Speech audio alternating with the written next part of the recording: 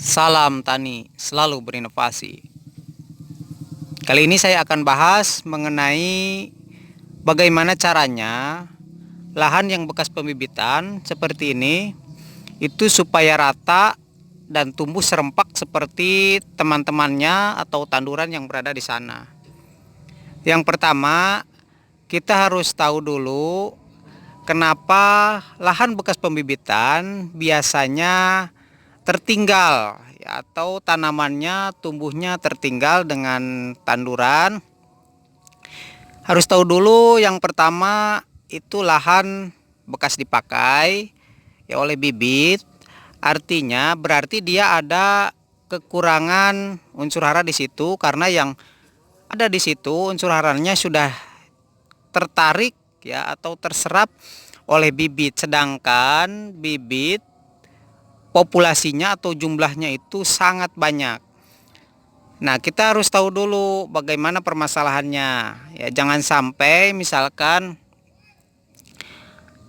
sakit perut karena lapar itu disuntik ya atau diobati dengan yang lain. Nah, ini sebenarnya lahan yang bekas pembibitan seperti ini itu cukup mudah ya. Yang pertama pasti dia lahan akan berbeda atau tanahnya akan lebih keras daripada yang lain karena bekas dipakai. Terus pemberian pupuk ya, memang ada pemberian pupuk di pembibitan itu, tapi pastinya yang pertama loss atau terbawa air, apalagi di musim hujan.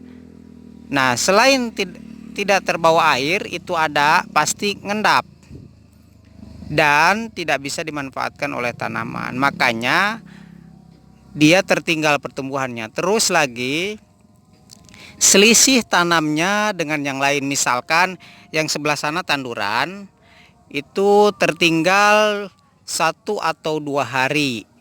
Nah, 1-2 hari ini biasanya dia akan stagnan atau adaptasi terlebih dahulu, apalagi tidak menggunakan teknik ya supaya tidak stres ya.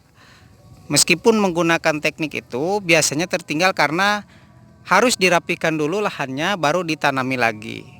Nah, itu kendalanya. Terus bagaimana supaya bisa serempak? Jadi kita dahulukan pemupukannya, misalkan yang lain di usia 1 minggu, berarti ini kira-kira 5 hari seperti itu. Kalau selisih 2 hari, karena harus sudah selesai ya. Nah, yang 5 hari ini 4 hari kita sudah pupuk. Ya, terutama menggunakan urea meskipun sedikit pupuknya, itu sesuaikan dengan lahannya. Ya, untuk areal bahan pembibitan 2000 meter atau misalkan lokasi bibitnya ya ini berapa, 7 kali 20 misalkan lahannya, itu cukup sedikit saja, misalkan 4 kilo ureanya. Tapi kita pemberiannya di usia kecil ya, usia 4 hari itu langsung dipupuk. Berikutnya, pemupukan berikutnya itu misalkan di usia 12 hari atau 10 hari, atau ada yang 15 hari ya, yang menggunakan pemupukan 2 kali, misalkan menggunakan 15 hari.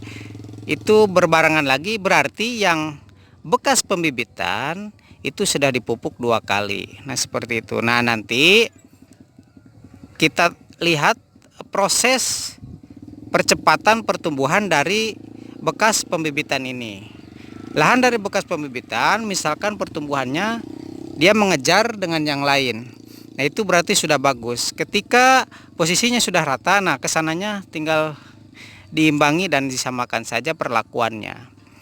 Ada juga yang menggunakan misalkan begini, nanti juga lahan bekas pembibitan akan rata. Betul, akan rata, tapi pastinya itu tidak maksimal kalau kita gunakan di pertengahan ya, pertengahan di perjalanan pertumbuhannya ataupun di akhir. Misalkan bisa saja di akhir kita supaya panennya berbarengan, ada pemberian percepatan masak ya, pemasakan buah itu bisa saja, tapi alangkah baiknya menurut saya itu perlakuan dari awal supaya pertumbuhannya bagus dan bisa serempak dari awal begitu.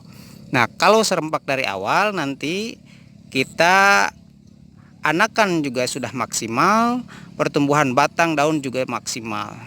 Ya, pastinya seperti itu saudaraku sekalian. Semoga bermanfaat. Nanti saya rasa kalau diimbangi nanti nitrogennya pastinya ini lebih banyak, atau bisa juga menggunakan sitokinin sedikit demi sedikit ya kalau buat pembibitan, dan kesananya nanti akan rata. Kalau kita kejar di akhir, misalkan ini pastinya akan rata juga karena satu varietas pastinya sama tingginya, dan kalau dikejar di akhir pasti ini kalau perlakuannya sama akan lebih hijau atau tertinggal masaknya dengan yang lain. Nah, dikejarlah misalkan menggunakan etefon supaya cepat masak buahnya, atau menggunakan yang lain misalkan ya, silahkan. Nah, itu saya rasa lebih maksimal dari awal saja daripada di akhir. Oke, sementara itu terima kasih, semoga bermanfaat.